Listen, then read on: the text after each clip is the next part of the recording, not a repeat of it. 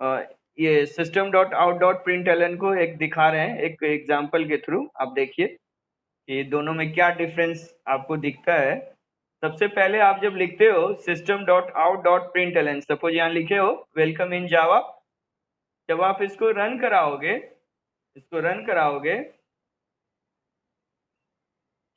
तो आपका आउटपुट जो आ रहा है, आप देखिए कर्सर जो होता है यहाँ नीचे ब्लिंक करता है। यहाँ पे ये कर्सर जो है, यहाँ पे हमारा जो लास्ट इंड हुआ यहाँ पे नहीं होके अब कर्सर मेरा यहाँ है। अगर हम कुछ लिखेंगे तो हमारा यहाँ पे लिखाएगा। अभी तो लिखा नहीं रहा है, इसमें इनपुट का कुछ काम किए नहीं है, वो हमारा कर्सर यहाँ पे ब्लिंक करेगा।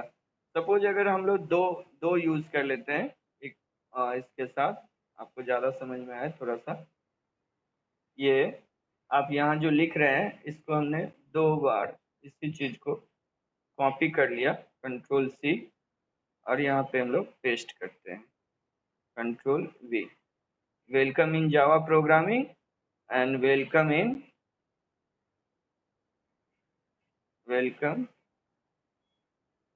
इन साहेबगंज। 2 मैसेज दे दिया, कंपाइल कर दिया, रन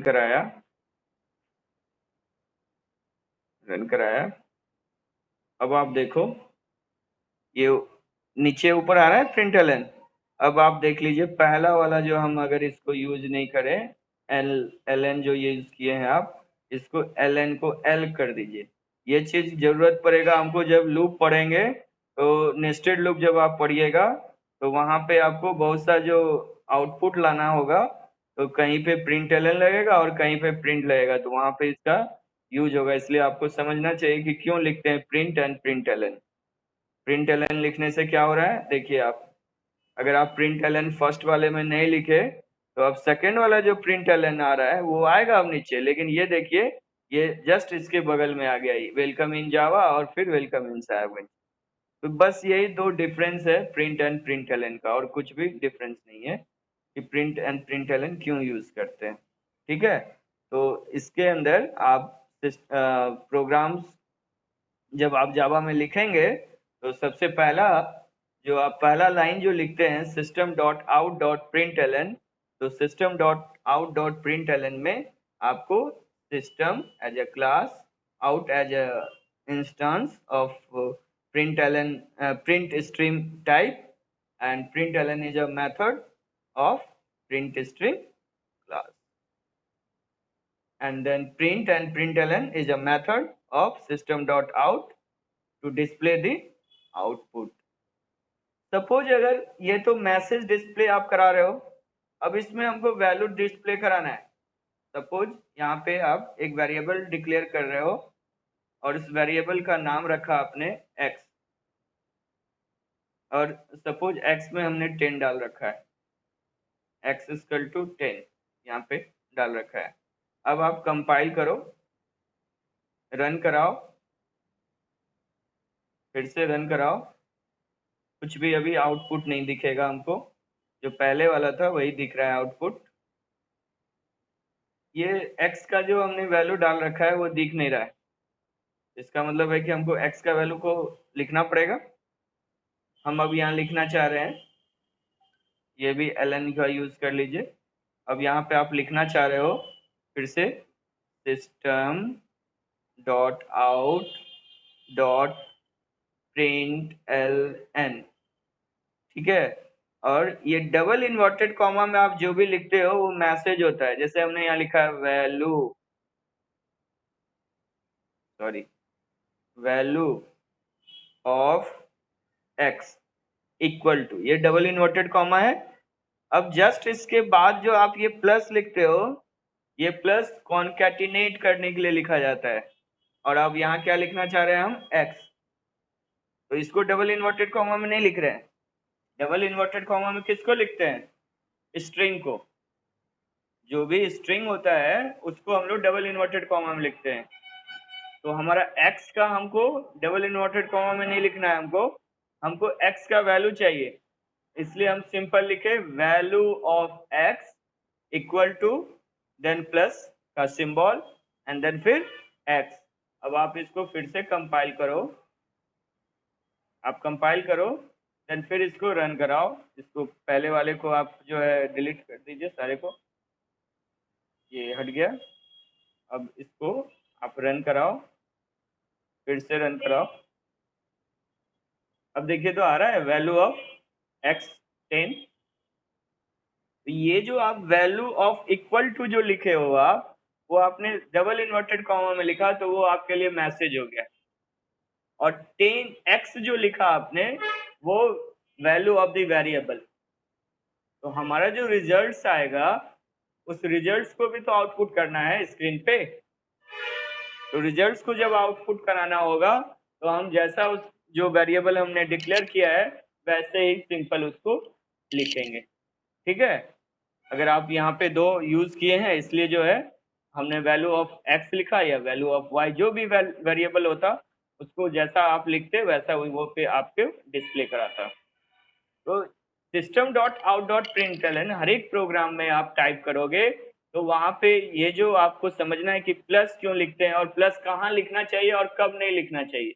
अगर सपोज यहाँ पे हमारे दो वेरिएबल्स होता, एक वेरिएबल्स और है इंटीजर y, एंड y में आप 20 डाल दिया सपोज। अब हमको दिखाना है value of x and value of y, दोनों का वैल्यूज हमको दिखाना है साथ में। तो हमने ये लिखा value of x plus x यहाँ पे, और फिर इसी में हम ऐड कर रहे हैं, इसमें ऐड कर दिया फिर से प्लस कॉन्केट प्लस लिखा, ये फिर से नेक्स्ट वाले को ऐड कर रहा है, यानी कॉन्केटिनेट कर रहा है। और इसके अंदर में हमने लिखा वैल्यू ऑफ y, ठीक है, एंड देन फिर से प्लस लिखे और यहाँ पे लिखा y। तो आप देखो कि ये जो आप लिख रहे हो प्लस यहाँ से लेके यहाँ तक, ये एक मैसेज, देन ये x जो हो गया वो वैल्यू हो गया, एंड देन फिर यहाँ से लेके यहाँ तक जो आप लिख रहे हो ये फिर एक मैसेज, और देन फिर ये वैल्यूज। तो प्लस जो आप लिख रहे हो 1 2 एंड 3 प्लस का जो आपने यूज किया है, वो एज अ कॉन्कैटिनेशन के लिए यूज किया आपने। यहाँ पे कॉन्कैटिनेट करके दोनों का वैल्यूज दिखाएगा। देखिए तो एक चीज यहाँ पे हम एंड लिख देते हैं, एंड तो पता चलेगा एंड वैल्यू ऑफ y। अब आप इसको कंपाइल कर लो, इससे आप रन करा लो, रन करो।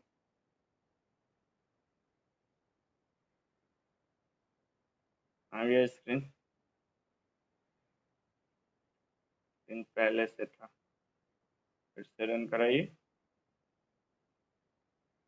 देखिए ये उसका ये वाला है मेरा इस बार, ये welcome in Java, welcome in C plus plus, value of x10 and value of y20। अब देखिए तो यहाँ दिखा रहा है। तो यहाँ पे ये प्लस जो है एज ए कॉन्कैटिनेशन का यूज हो रहा है।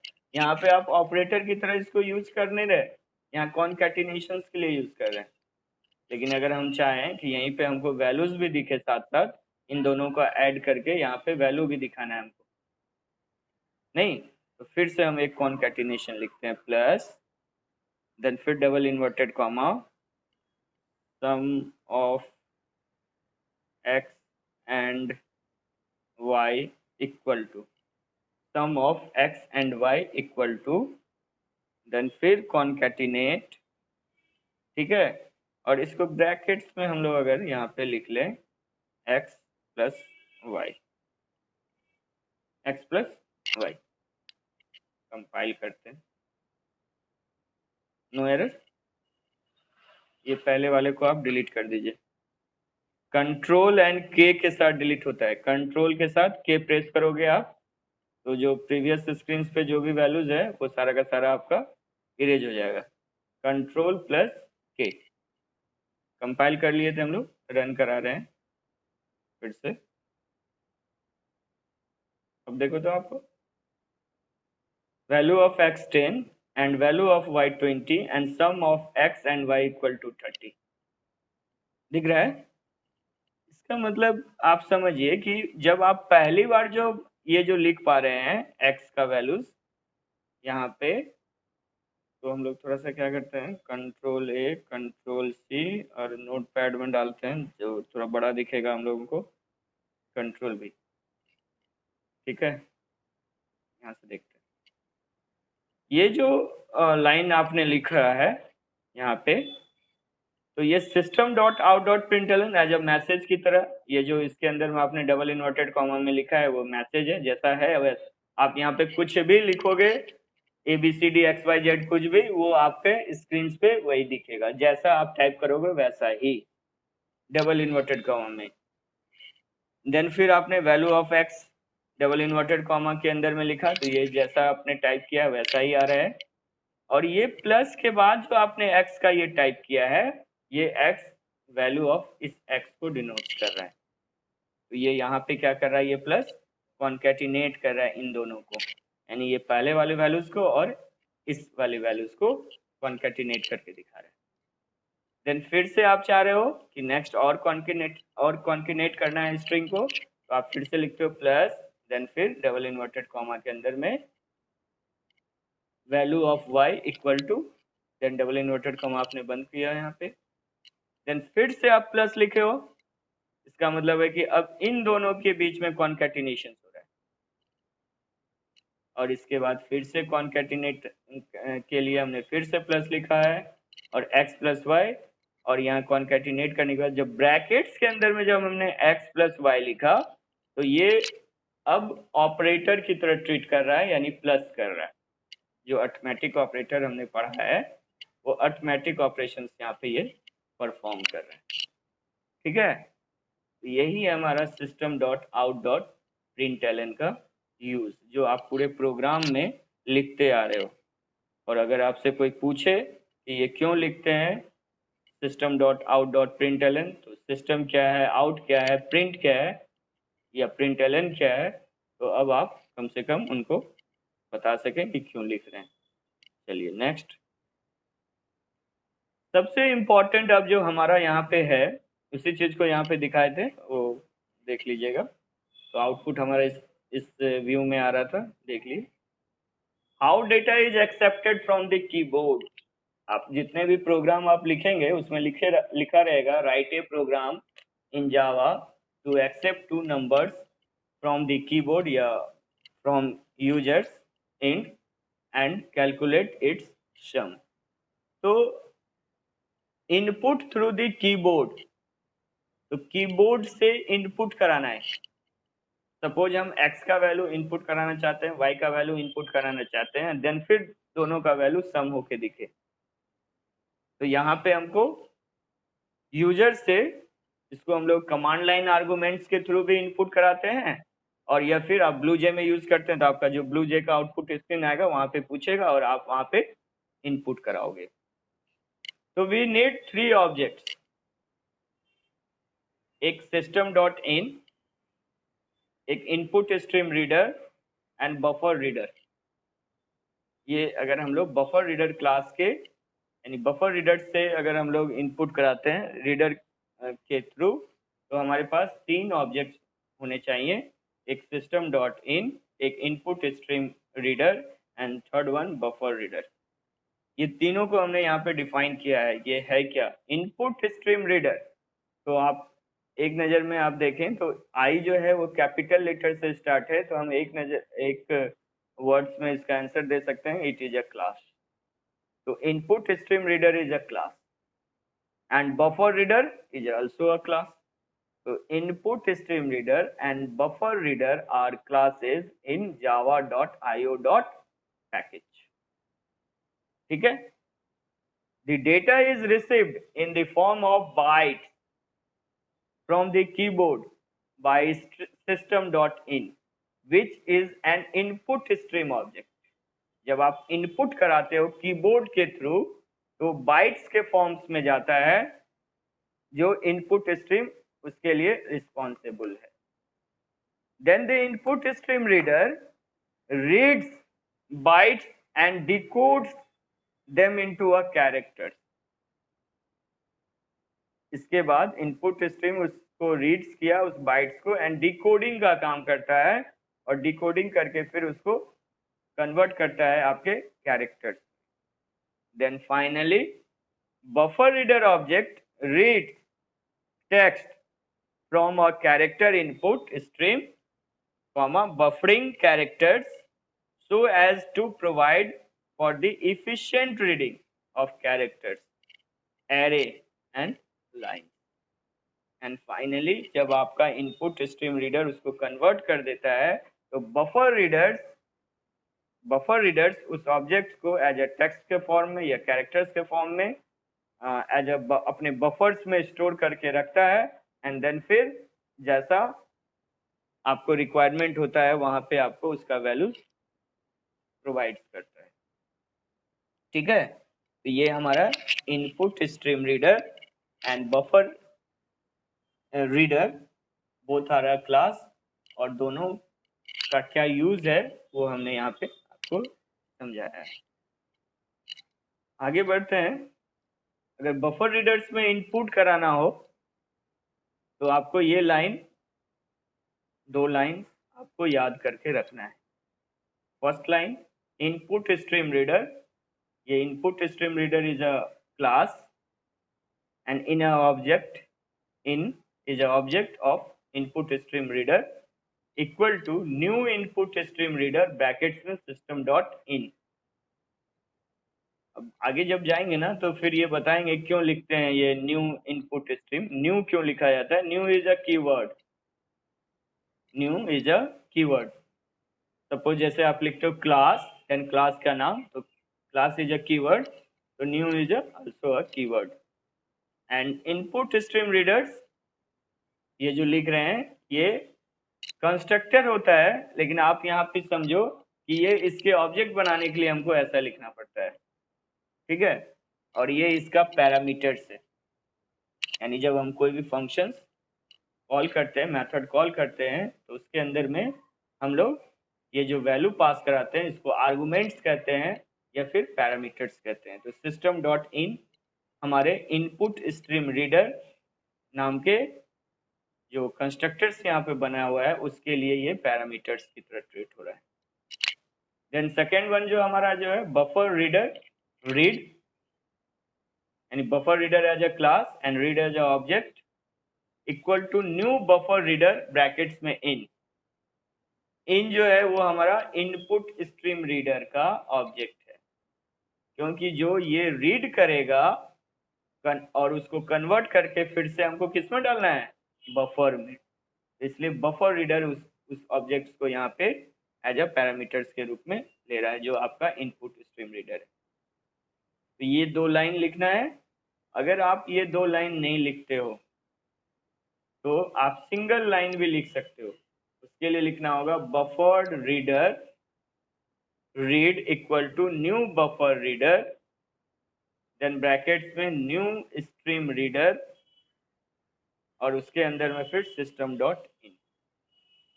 इसका यूज करके आप एक ऑब्जेक्ट क्रिएट कर सकते हैं हम लोग, मतलब एक बफर रीडर का हम लोग एक ऑब्जेक्ट सभी रीड बनाए। अभी आगे और बढ़ते हैं तब पता चलेगा क्यों ये केवल एक्टिवेट हुआ, बफर मेरा एक्टिवेट हुआ इस लाइन से, अभी इनपुट कुछ भी नहीं हुआ है। अब डिफरेंट टाइप्स ऑफ मेथड्स आपको दिए गए हैं इनपुट कराने के लिए, जिसमें से first read and read line method. Read and read line क्या है? Buffer reader class contains method such as a read and read line. Read and read line जो दोनों क्या है? हमारा मेथड है। क्योंकि मेथड इसलिए है क्योंकि इसके आगे छोटी वाली ब्रैकेट्स लगी हुई है। छोटी वाली ब्रैकेट्स जिस वर्ड्स के आगे लगी रहती है वो हमारा मेथड कहलाता है।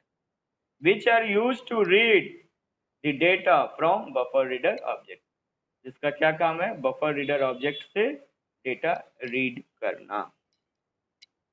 सपोज रीड से सिंगल कैरेक्टर, रीड नाम का जो फंक्शन है ये सिंगल कैरेक्टर को रीड करने के लिए यूज करते हैं, एंड रीड लाइन जो है वो स्ट्रिंग्स को यूज करते हैं। यहाँ पे वही बताया है, रीड से सिंगल कैरेक्टर। तो सपोज हमने char c equal to char read dot read, यहाँ रीड डॉट रीड, ये रीड जो है ये हमारा जो है ऑब्जेक्ट है। आप कोई भी ऑब्जेक्ट रख सकते हैं। एंड ये रीड जो है ये मेरा मेथड है। और इसके आगे आपने ये कैर क्यों लगाया, ये कैर क्यों लगाए हैं, ये टाइप कास्टिंग। ये देखिए नीचे हमने लिखा है read dot read reads a single character from the buffer reader object read but returns its ASCII value which is an integer। ये रीड तो करेगा लेकिन रीड करने के बाद ये वैल्यू जो है वो ASCII वैल्यू रिटर्न्स करेगा। ASCII वैल्यू समझते हैं, ASCII वैल्यू जैसे आप ए लिखते हो कैपिटल ए तो उसका ASCII वैल्यू 65 मानते हैं हम लोग। मानते क्या है, वो ऑलरेडी प्री डिफाइन है 65 होता है। और कैपिटल ए लिखेंगे, सॉरी स्मॉल ए लिखेंगे तो सॉरी स्मॉल ए लिखेंगे तो 65 एंड कैपिटल ए लिखिए, सॉरी कैपिटल ए लिखेंगे तो 65 और स्मॉल ए लिखिएगा तो 97। ये प्री डिफाइन है। और आप अगर जीरो लिखते हैं तो 48। हेलो। हाँ हेलो हेलो। हाँ बोलो सर, फिर से बोलिए, सुनाई नहीं दी। अच्छा अच्छा, जो हम लोग capital A and capital B जो लिखते हैं ना उसका एक special specific ASCII code define है कंपाइलर्स के पास। आप जो भी कंपाइलर यूज करते हो उस कंपाइलर में वो ASCII कोड पहले से पुट किया हुआ है। तो ए के लिए 65 है, आप जो ए टाइप करते हो ए उसके लिए हमारा 65 है। उसी तरह से अगर आप जीरो टाइप करते हो जीरो से लेकर 9 तक तो 48 जीरो के लिए एंड 9 के लिए 57, 0 टू 48 टू 57। तो ये कह रहे हैं कि जब आप यहाँ पे ये जो कैर लिखे हो तो ये स्ट्रिंग तो रीड करेगा लेकिन ये कैरेक्टर जो रीड करेगा ना उसका ASCII वैल्यू रिटर्न कर देगा। इसलिए हम इसको टाइप कास्टिंग करने के लिए हम आगे में कैर लिखते हैं। ये सिंगल कैरेक्टर को इनपुट कराने के लिए लिखा जाता है बफर रीडर में, ठीक है।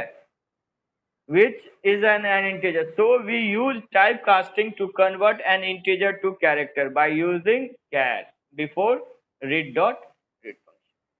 इसके लिए हम आगे में ये char लिखते हैं जिससे कि उस ASCII वैल्यूज को वो कन्वर्ट कर दे कैरेक्टर्स, ठीक है। अब चलिए आगे नेक्स्ट हाँ read line। read line is a second method, reads a line of text। इसमें आप जितना नंबर्स ऑफ टेक्स्ट लिखना चाहें वो आप टाइप कर सकते हो रीड लाइन के थ्रू। तो string S equal to read dot read line. तो आपको याद यही रखना है कि स्ट्रिंग का अगर हम ऑब्जेक्ट ले रहे हैं तो वहां पे हम लोग रीड लाइन का यूज करेंगे, और अगर हम लोग कैरेक्टर्स टाइप का अगर वेरिएबल ले रहे हैं तो वहां पे हम लोग रीड नाम का फंक्शन यूज करेंगे, ठीक है। यहाँ पे रीड लाइन और यहाँ पे read. strong numeric data from buffer reader object, all numeric data such as integer, float and double are read by read line in the form of string data, ठीक है।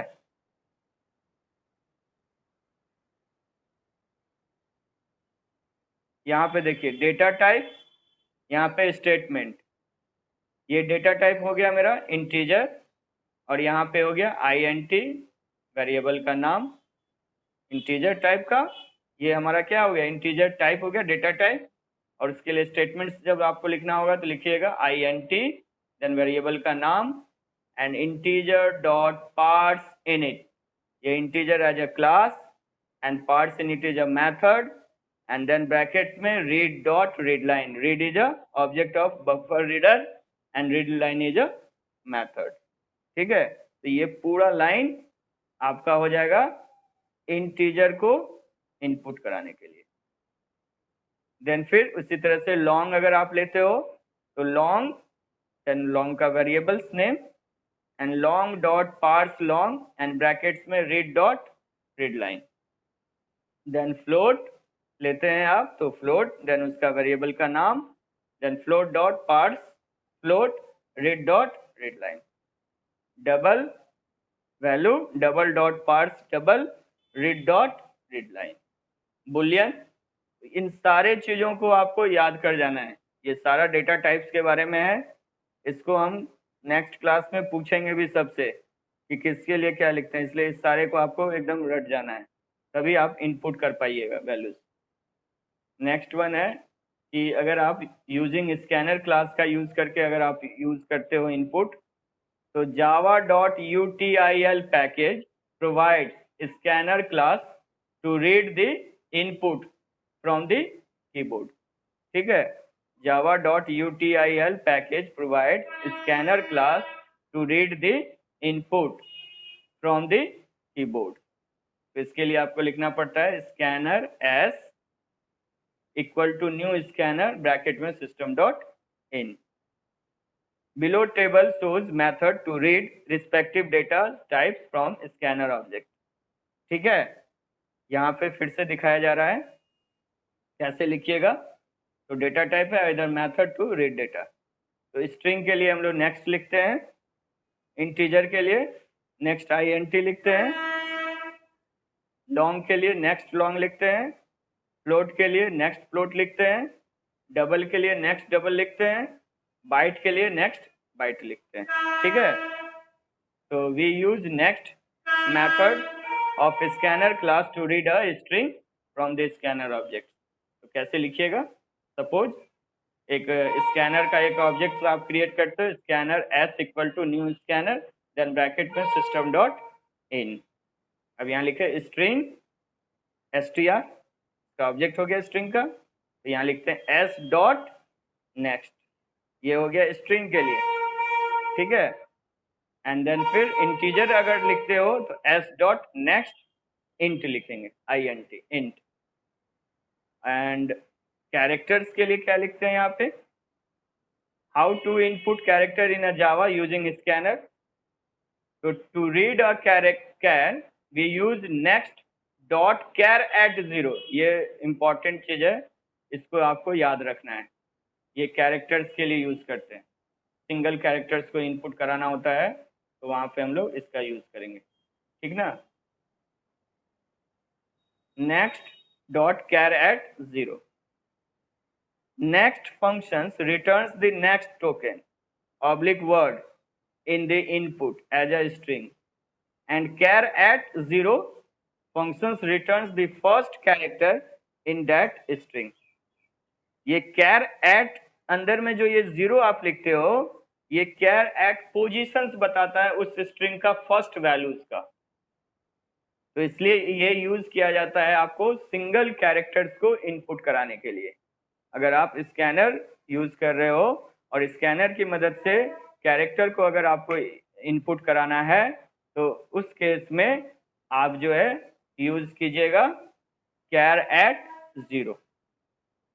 ठीक है, कैर एट 0 पॉकेट, यानी कैर eight का 0 pocket.